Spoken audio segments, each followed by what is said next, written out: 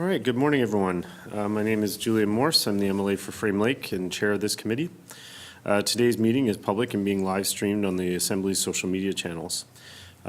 Just remind everyone, as we do it at the start of every meeting, to direct all comments and questions to the chair, and please wait to be recognized. And that goes for folks online as well. It just helps us control the audio-visual better. I'll now ask members to introduce themselves, starting with Mr. Rogers. Thank you, Mr. Chair. Welcome, everyone.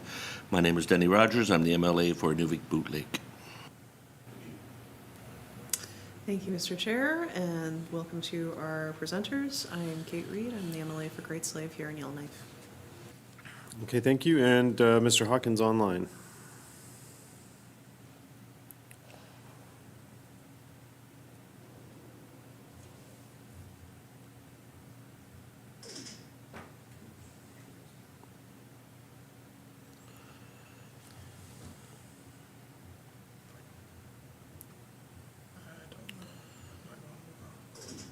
He's muted.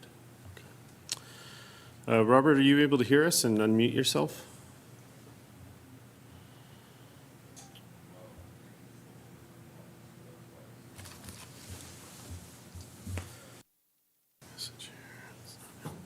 Okay.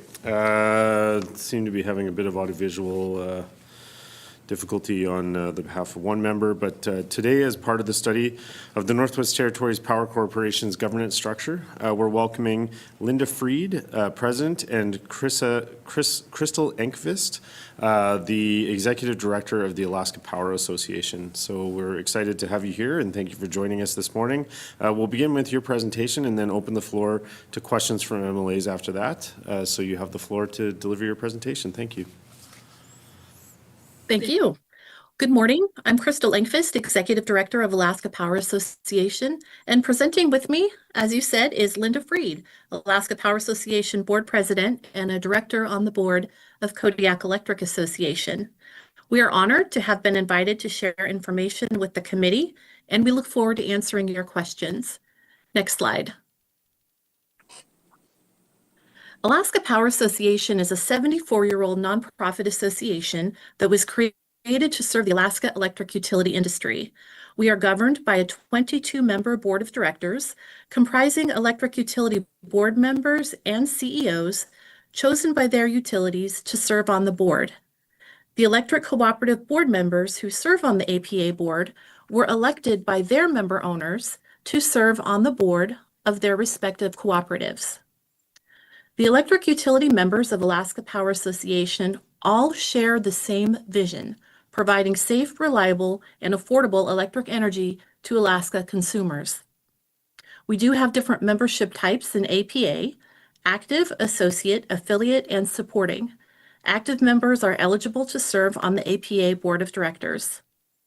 APA provides a range of services, including sharing, training for our members, employees and directors, safety education, and advocacy on the issues impacting electric utilities and consumers. We are funded by membership dues and receive revenue from workshops, conferences, and training. We receive no state or federal funds.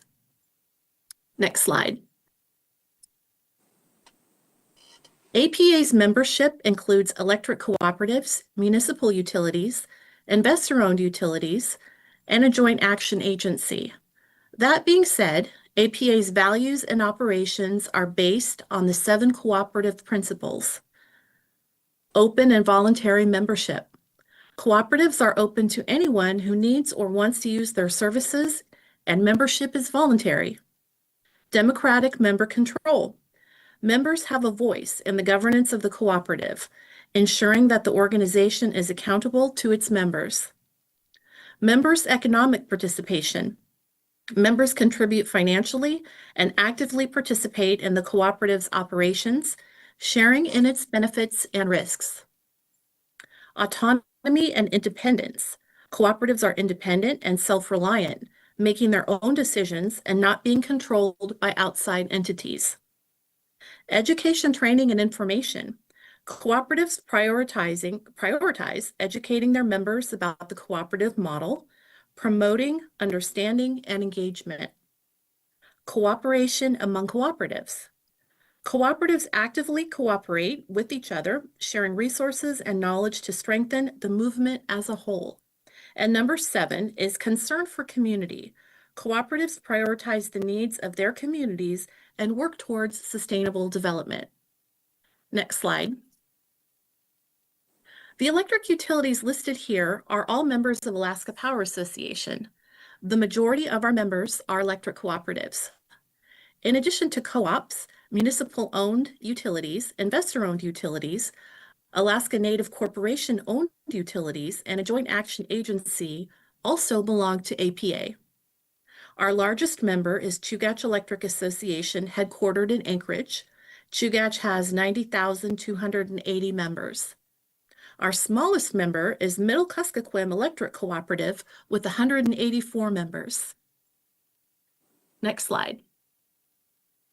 Well, it wouldn't be a real Alaskan presentation if we didn't show the slide of Alaska superimposed on the rest of the United States. We refer to them as the lower 48. But the real reason we included this slide is to show you that some of the challenges that we face are due to the sheer largesse of the state in which APA members operate. Alaska does not have an interconnected electric system, aside from 2 distinct areas that I will mention later. We do not have an interconnected highway system. We have some highways, but the reality is that you cannot drive to most of the communities in Alaska. Many of them are accessible only by airplane. Crystal, Yes. if I might interject here, I wanted to mention to the Assembly that the population of Alaska, which is about 720,000, is distributed somewhat like the Northwest Territories, in that 3/4 of our population is based on what we call the rail belt, which is an interconnected electrical system from Anchorage to Fairbanks and includes other communities along the way. The other 1/4 of us live throughout the state of Alaska, and as Crystal said, we're not really connected to anybody else. In my region, for example, we have the city of Kodiak, but we have 6 outlying communities. And I think it's important to note that the vast majority of our indigenous population lives in the rural areas, not in the rail belt what we consider urban population. The other thing that's notable about the state of Alaska is Native organizations in this state are unique in the United States. And that is because the federal government and the oil industry wanted to pursue the development of the oil pipeline that goes from the North Slope at the very top of our map that you see here down to Valdez, which is the small bay towards the center right of the map. And in doing so, the federal government passed an act called ANCSA, the Alaska Native Claims Settlement Act. So in a small village community of about 200 people, which would be predominantly indigenous folks, you will have a tribal organization, a village corporation, which is part of a larger regional corporation. The corporations are for-profit entities, which was unusual at the time this federal act was passed. Each regional corporation also has a regional nonprofit that provides predominantly health services to the residents in their region that are indigenous population. And on top of that is an overlay. Many of the smaller communities in the state of Alaska have established municipalities under the state of Alaska enabling legislation. So we have a lot of overlapping and somewhat of a patchwork of organizations that provide services in our rural communities. Thank you. And then many of our rural communities have diesel fuel barged in or flown in. Next slide. Alaska has a unique electric system. There are more than 150 islanded standalone electrical microgrids serving rural communities. A community's electric utility system has sole responsibility for generation, transmission, and distribution. The largest transmission systems are in the rail belt, as Linda indicated, and the southeast regions of the state. These areas are served by multiple electric utilities that are interconnected within their respective transmission networks. And I should note that not all of the communities in Southeast Alaska are interconnected. So although these transmission systems serve the vast majority of Alaskans, they are significantly smaller than the grids in the lower 48, and they are islanded.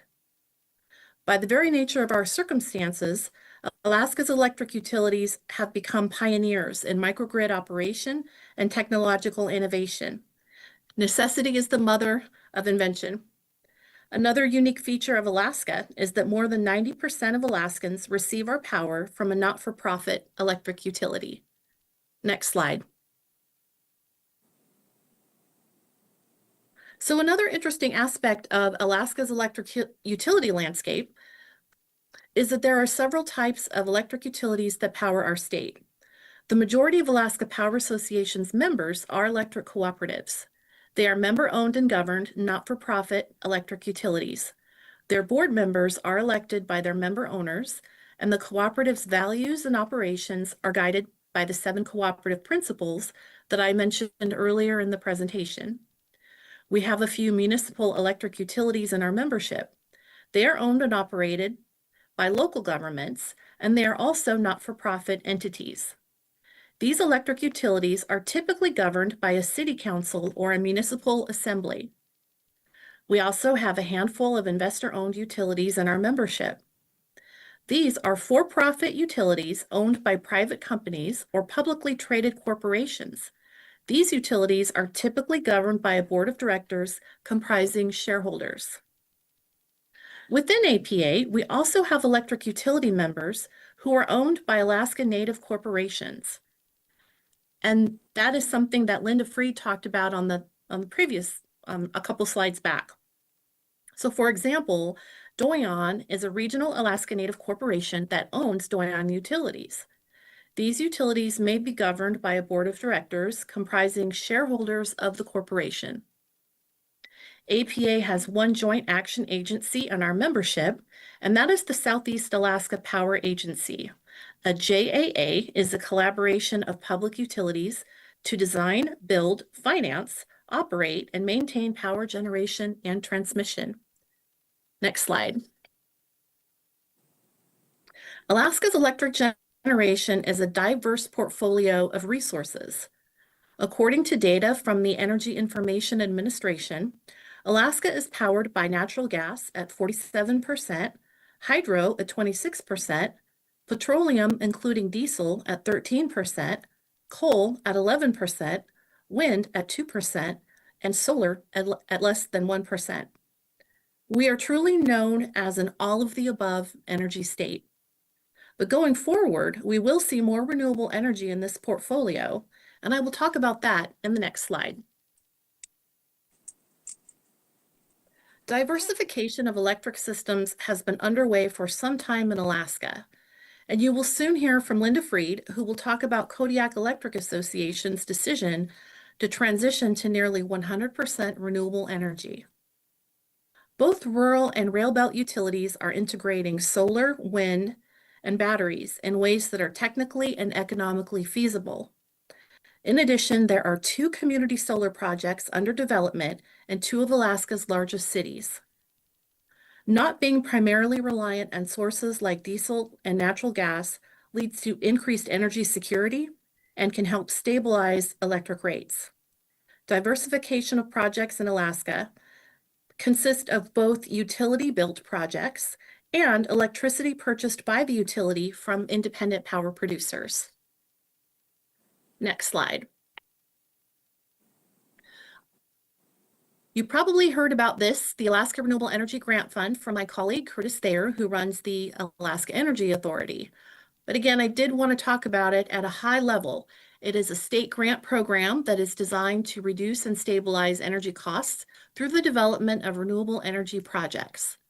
So part of Alaska Power Association's advocacy in this past legislative session was to push for full funding of the grant program in the fiscal year 26 budget. But ultimately, the legislature approved funding at $6.3 million out of the $21 million that was required to fund the full program. So there is an advisory committee of the Alaska Renewable Energy Grant Fund, and they do recommend a list of projects, and then that is taken to the legislature for funding. So in this case, it would have taken 21 million to fund, I believe, the list of the top 18 projects, but there was 6.3 million that ultimately was decided to be funded in the FY26 budget.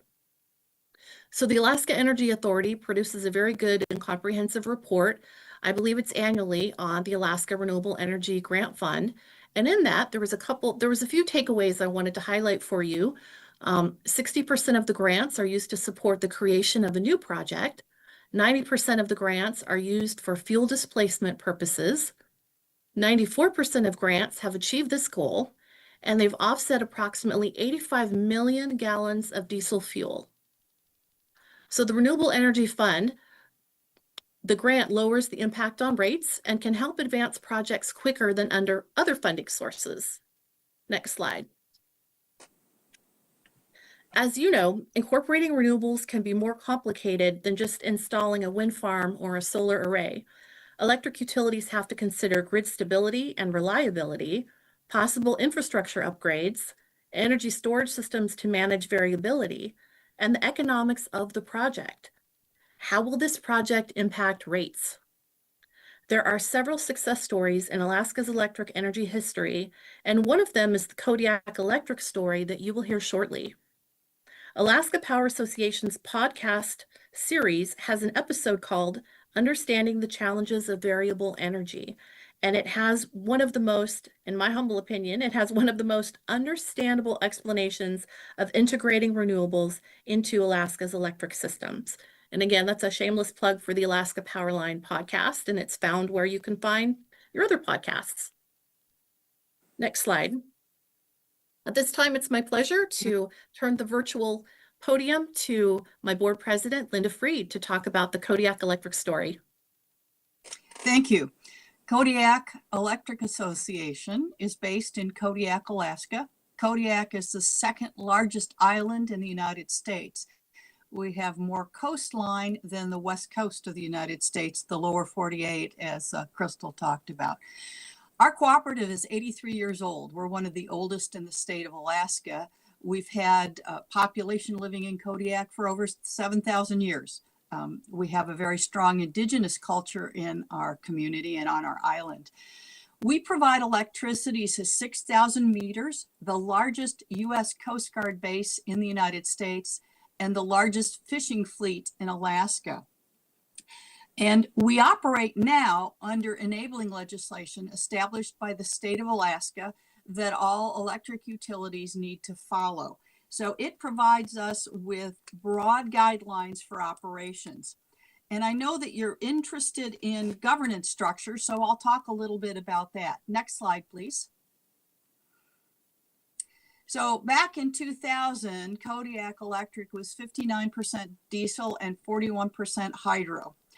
We are governed by a board of directors that are elected at large. So all of our members vote for all of our board members. We have a 9-member board of directors, and we have one United States Coast Guard rep that is a non-voting member. We rotate in 3-year terms. We have 2 standing committees that focus on our issues, our concerns, and our progress. And that's where back in 2000, our board of directors started to look at alternatives because everything was anticipated into the future to require us to run our plants and provide electricity using diesel. And as the slide notes, our hydroelectric power plant, which was a significant amount of our production, was owned by a third party. That was the state of Alaska, and the state of Alaska billed us for that electricity. It was then converted to what was called the 4-dam pool. These were 4 dams and hydroelectric projects that were operated and owned by the state at one point. We became semi-independent with the 4-dam pool, and Kodiak had a vision to own our own hydro plant, and we do now own our own hydro plant and have expanded it to provide additional resources for the community. Next slide, please. So our vision statement back in 27 that was adopted by our board of directors was that we would endeavor to produce 95% of energy sales by the year 2020. And we worked hard to make that vision a reality. Next slide. So the assets that we now have and have had the Terra Lake Hydro Project for over 30 years now, it is now 80% of our power production. It has 3 turbines, and we've done a diversion project to pour more water in the lake so we can continue to provide the service that our customers need. Next slide.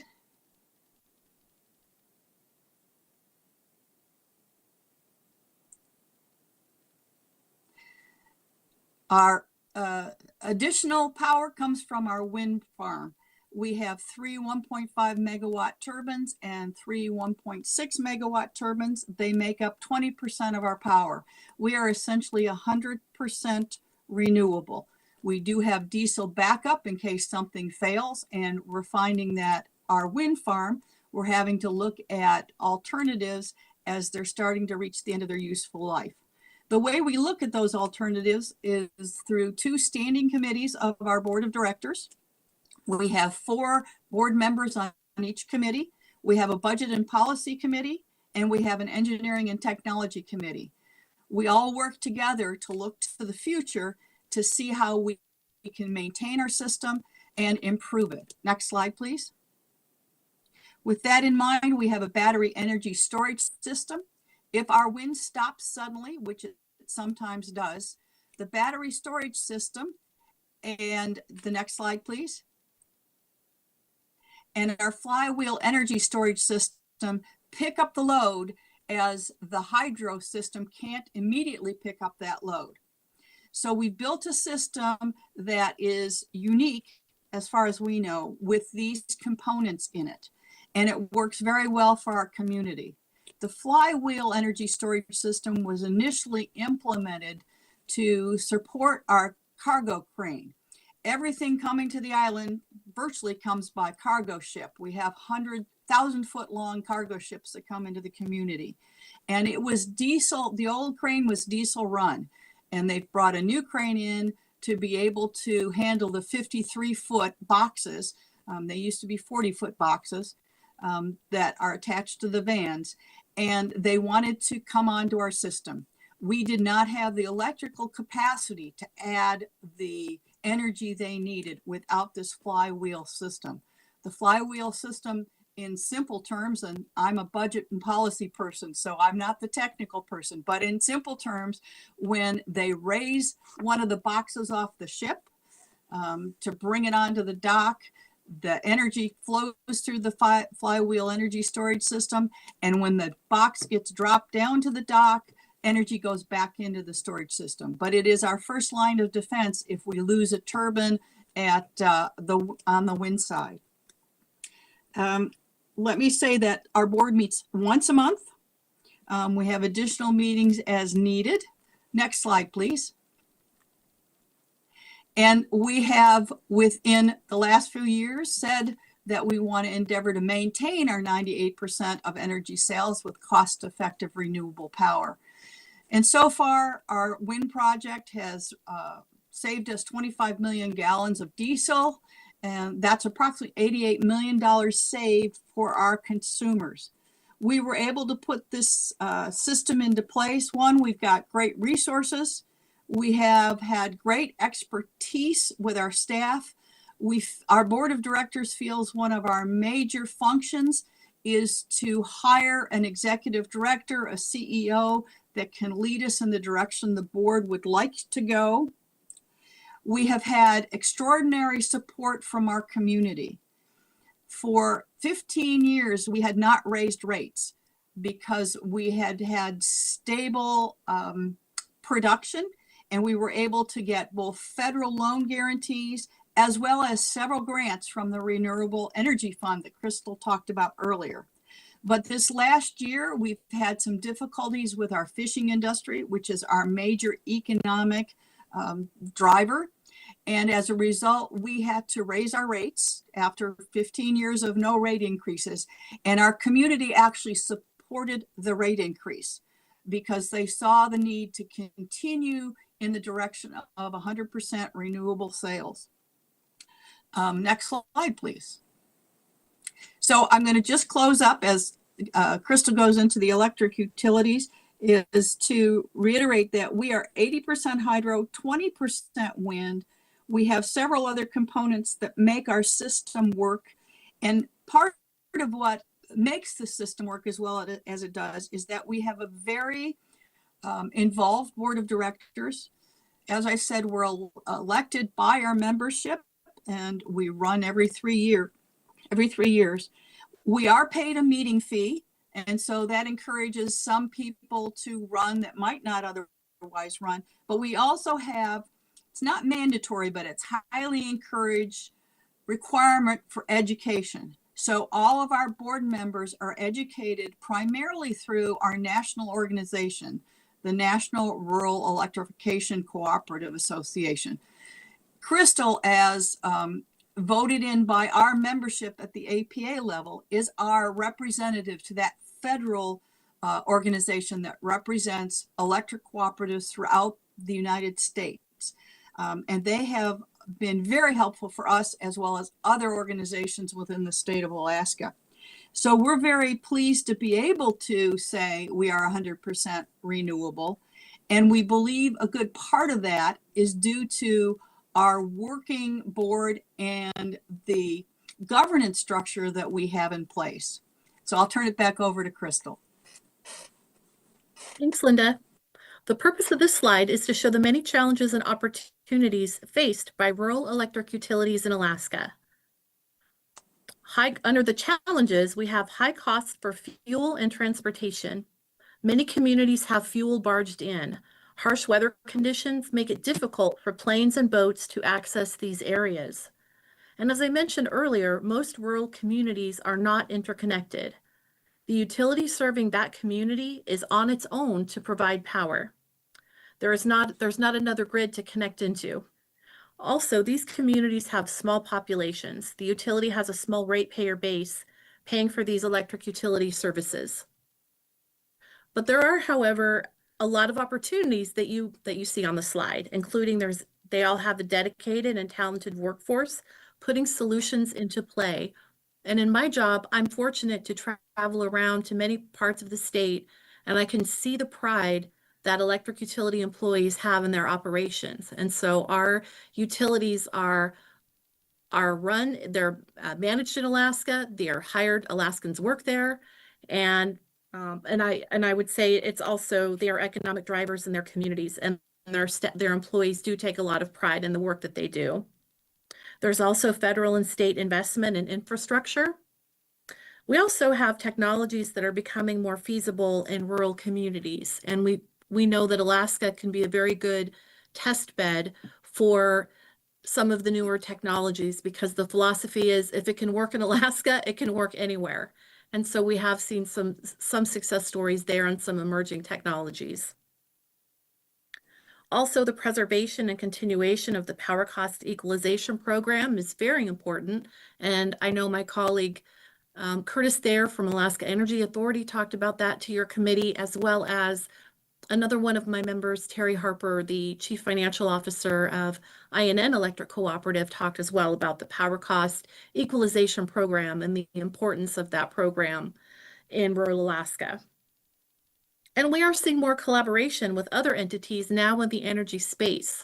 So for many years, these projects were utility driven, utility built, and now we're seeing more collaborations with independent power producers and with other entities like Alaska Native Tribal Health Consortium that are developing energy projects in communities. So we are seeing more of these collaborations, which is good to see, and we'll continue to see more power being purchased through power purchase agreements with independent power producers.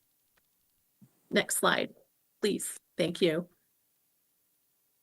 Alaska's Power Cost Equalization Program was established in the mid-1980s. It was created as part of a statewide energy plan to help equalize electricity costs in rural areas of Alaska with those in the urban areas like Anchorage, Fairbanks, and Juneau. It provides economic assistance to rural communities where the cost of electricity can be 3 to 5 times higher than that in urban areas. Currently, PCE remains a critical component of Alaska's energy strategy, supporting rural communities and promoting economic stability. This program is funded annually by earnings from the Power Cost and Equalization Endowment Fund, and it generally runs about $48 million a year. Next slide, please. This is just what I call PCE by the numbers. So you can see that about 81,000 Alaskans receive the benefit of PCE. There's 188 communities served, 82 participating utilities. And then on a monthly basis, the PCE program covers the first 750 kilowatt hours monthly. And then, as I mentioned previously, the legislative funding appropriation in FY26 is $48 million to fully fund that program. And then I happened to pull out the PCE report, and I was looking, and they file that, I think, annually. And it looked like the highest residential rate in the PCE program was, and this is obviously in a US dollars, but was $1.84 per kilowatt hour. So you can see how extremely expensive power can be in some of our remote communities in Alaska. Next slide, please. And I would be remiss if I didn't talk about the larger electric utilities that serve Alaska. And Linda again mentioned what's called the rail belt. So we call these the rail belt electric utilities. And it's 4 cooperatives and 1 municipal utility. So we have Golden Valley Electric Association that serves the interior of Alaska. Matanuska Electric Association that serves a community that's about 50 miles north of Anchorage.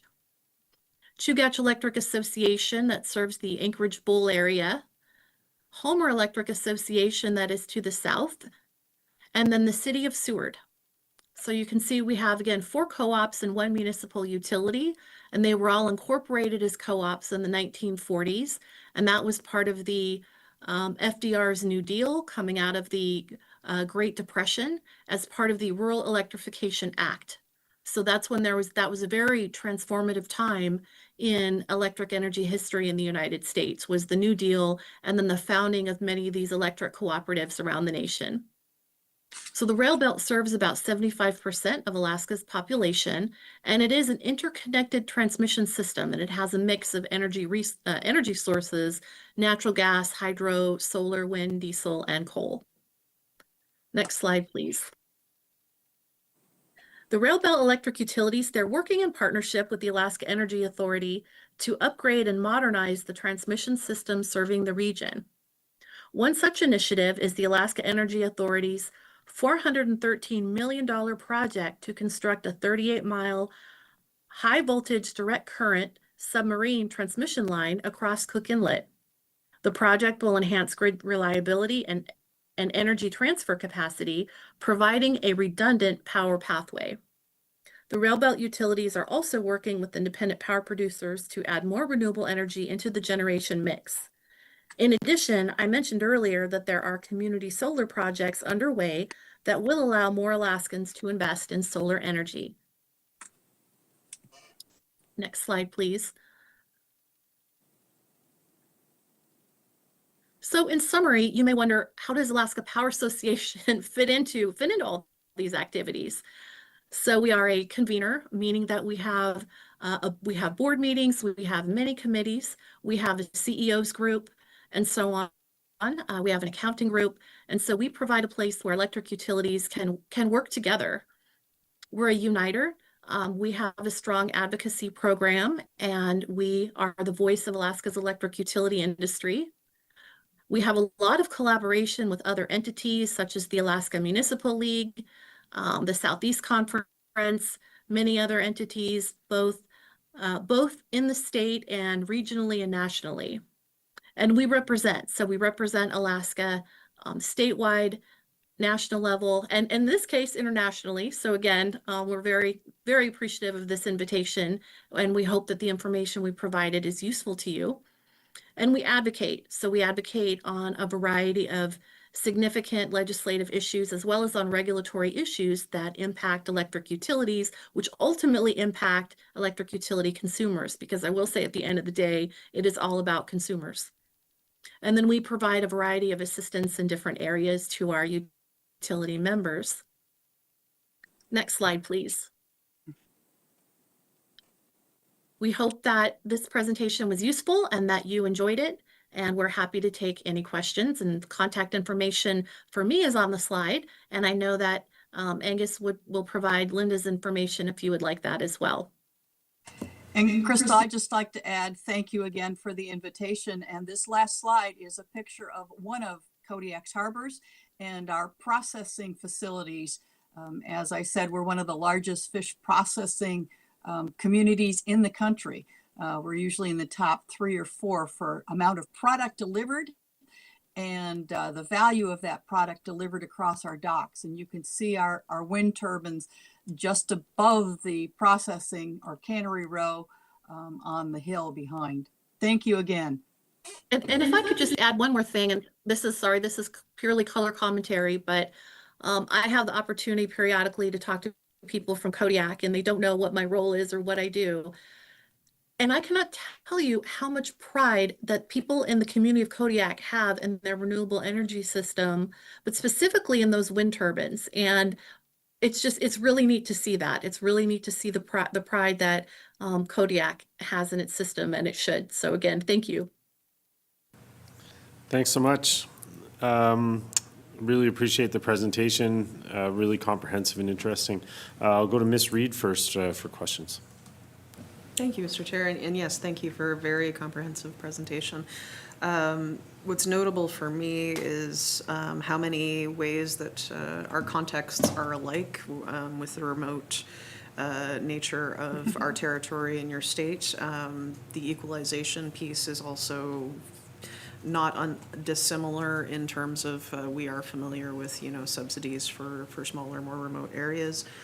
And the idea that we have mixed and not interconnected grids. These are all very, very common threads that we both hold. One thing I would note, though, in listening to your presentation is that the history of the state of Alaska and the population of the state of Alaska are wildly disparate to our context. So I feel like the resources that are available to APA and to the state are wildly different. So it's very interesting especially to note on the cooperative principles. I think that was by far my most interesting slide for me. And I'm wondering if you can speak to how it's been working in terms of like, you have a disparate amount of utility members and how you keep consensus and pull in the same direction for funding, for infrastructure builds. Like how do you build that within the APA? Tthank you. Thanks. Sure. And actually, Go ahead. Linda, do you want to take some of that coming from the governance perspective, and I can take the management side? Through the chair, I would like to say that we actually have a formal written policy at APA that talks about the need to form consensus before we act or comment on legislation or other activities that are happening at the state level that will impact us all. And it's something that we deal with on a regular basis, almost at every board meeting. And we do have a distinctive split between our rural members and our urban members. And so we work very hard with all of our members to see if we can find consensus, and to be direct, if we can't find consensus, we do not individually through APA make a comment on a particular issue. That doesn't mean that the individual utility, if they have a strong feeling about something, they may go to our legislature, they may go to their municipal government as their board directs. However, APA will not take a position on something where we cannot come to consensus. Crystal and her staff work very hard to try and bring us to consensus, but every once in a while we just can't get there. And we, at that point, say, this is something we are not going to take a position on. So hopefully that helps answer your question. Thank you. Any further questions, Mr. Rogers? Thank you, Mr. Chair. Yeah, I've got a couple, and thank you for the presentation. I think it was great, and as Ms. Reed said, very, very similar to what we deal with here in the Northwest Territories as well, particularly in my region. I'm from the Arctic portion of the Northwest Territories, and certainly we are all on individual grids up there as well. I'll start with the, you had made a comment that obviously using renewables is not always the cheapest option. Certainly appreciate what you've done in the Kodiak region there. I think you're successful in that. Just to maybe start around decision making, oftentimes because it costs a fair amount of money obviously to invest in renewable, certainly in our region, there's been some federal grant funding to allow us to put in some solar arrays in there and one windmill at this time in Inuvik where I am. But the actual offset, I guess, for that from the government's perspective was to reduce greenhouse gas emissions and by the reduction of fuel, and not so much to pass that on to the customer. So even though we do have some solar and wind up there, it is basically a greenhouse gas play. When you're making that decision to invest in renewables, is that decision solely based on greenhouse gas emissions, or are you also looking at ways to utilize that grant funding to actually reduce the cost of power to the residents? Thank you. Who wants to take that one on? I'll start through the chair. In Kodiak, the decision was primarily economic. It was before greenhouse gases became much of an issue, certainly in our state or at the national level. It was that diesel was very expensive, and the addition of turbines, one more turbine to our hydro plant and those wind turbines allowed us to stabilize our rates. We would have had to have raised rates at the continuing cost of diesel. So we did it primarily for economic reasons. It has turned out to be something that the community is very supportive of because we are not burning diesel anymore, and therefore we are dealing with greenhouse gases to the extent that our processing plants now place stickers on some of the seafood they export that say the product was processed with 100% renewable energy. So it's somewhat different from your experience. The other thing that happens in the state of Alaska and nationally is there are two large lending institutions that deal with electric cooperatives. And they have been able to provide us with very low interest loans. So because of our assets, we were able to secure low interest loans in addition to the grant funding that, again, allowed us to put the infrastructure in place. And again, it was primarily to stabilize rates so that our rates did not increase because of the increasing cost of diesel.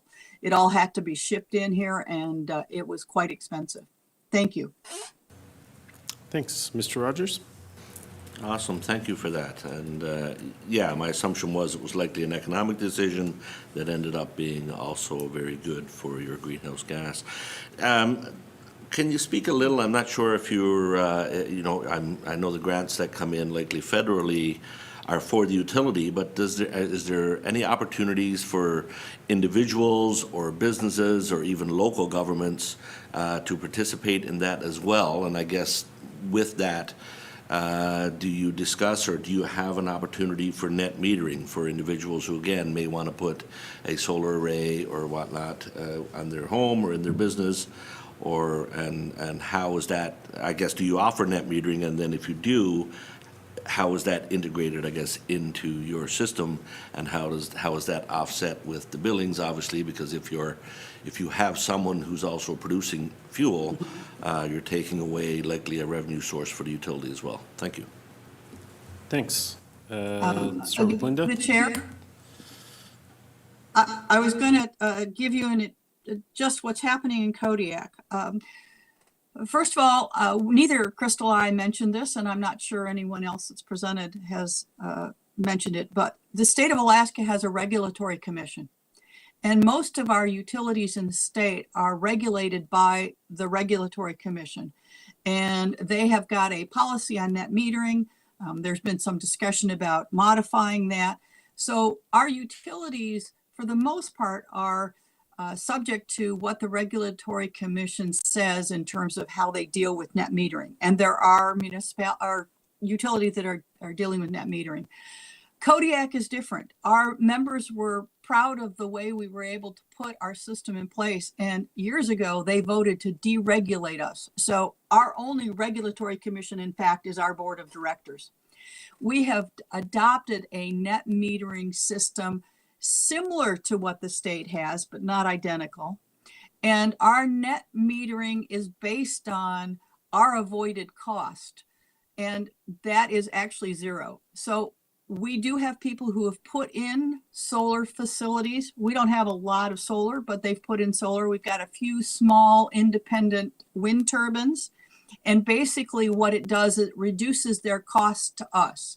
They supplement their power with us in the wintertime if they need it, but it reduces their bill, but they do not get any additional benefit in terms of a payment from the Kodiak Electric Association. And Crystal may have more insight with other utilities. Yeah, Lynn, one thing I wanted to mention regarding the gentleman's question regarding grants is that we have an entity in Alaska, and Linda, correct me if I'm wrong, but it's I believe it's like us, a nonprofit entity called the Alaska Municipal League. And they're an organization similar to APA. They work with a lot of probably nearly all of the municipal entities around Alaska.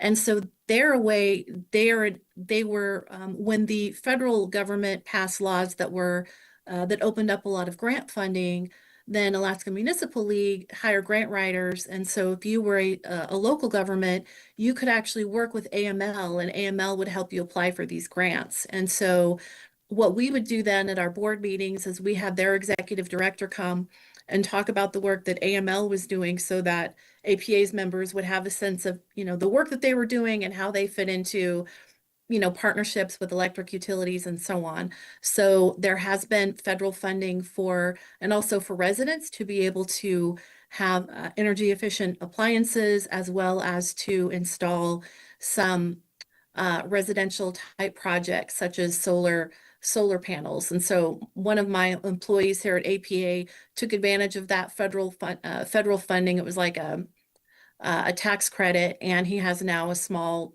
solar array on his home and is participating in net metering with his local utility. So as far as some of the net metering, I think we're seeing more of that in the communities in the rail belt area, because it is it's expensive to be able to do that even with the tax benefit. You still have to fork out several $1,000s if you would want to have a small wind project or a small set of solar panels on your home. Okay, thank you. Or even a large set of solar panels on your home. Fair enough. Thanks. Any further questions from committee members? Seeing none there. I was curious, can you share with us again the name of that podcast? It was Understanding the Challenges of, and then my note cut off, but I was curious about that one because it sounded good. Yeah, thank you. I appreciate the opportunity. It's called the Alaska Powerline Podcast. Alaska Powerline Podcast. Alaska Powerline. And I will say we have a variety of episodes, and on you name it, we've probably covered it. And we focus on energy in small rural areas. We focus on Arctic energy. We have a day in the life of a lineman. We have, workforce development. We have one on integrating renewables.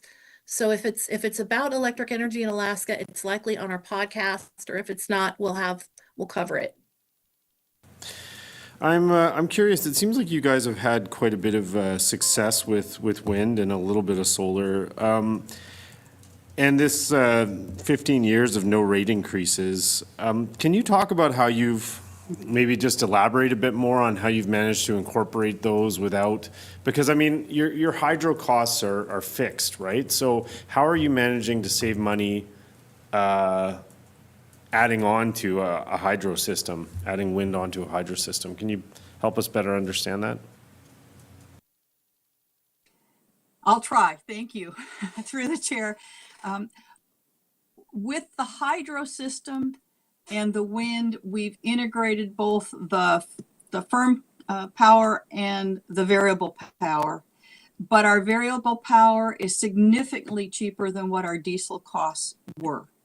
So that's what stabilized things for us. In addition, we have these other components. The two components that I didn't talk too much about are increases to our hydro system to balance our wind, which is the variable power. So when the plant was built, it held 2 turbines. It now has 3 turbines. So we've taken resources and made sure we've put the 3rd turbine in the spot that the state of Alaska left for us to put a 3rd turbine in. In addition, we looked for ways to add water to our reservoir and spent some money to go ahead and put a dam system, diversion system in from another watershed, dug a tunnel through a mountain that's about a mile long, and we're adding water to the hydro project. So the wind is truly supplemental, but it basically allows us to avoid diesel at almost 100%. Our backup is diesel in case something happens with some of the major components of the system. So we have diesel backup, and we turn the diesel generators on, and we have multiple generators. We turn them on once a quarter, make sure that they're going to run if we need them, and then turn them off. So we don't keep a large backup of diesel as we used to have to do. We used to have tanks where we kept diesel. So it was a cost stabilization item for us, and we were able to fund it with the low-cost loans, loan guarantees from the federal government, and some grant infusion, so that those sources of funding allowed us to keep our rates at flat rate because our economy was doing just fine. It's only since the economy and our fishing industry has seen some stress for a variety of reasons. We still have the fish here. It's just that the marketing piece was being problematic, that we have had to raise those rates.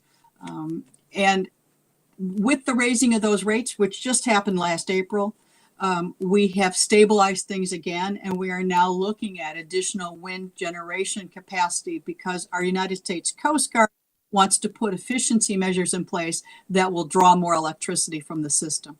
So I hope that helps answer your question. Yeah, it does. Thank you. Do I have any further questions from committee members? I'm not seeing any. So with that, first I'll open it up to you if you have any closing comments or any final things you wanted to share with committee that have popped into your mind while you've been answering questions. I'll turn it over to you for that, and then we'll close the public portion of the meeting. Thank you. I'll start first. Thank you very much for the invitation to testify.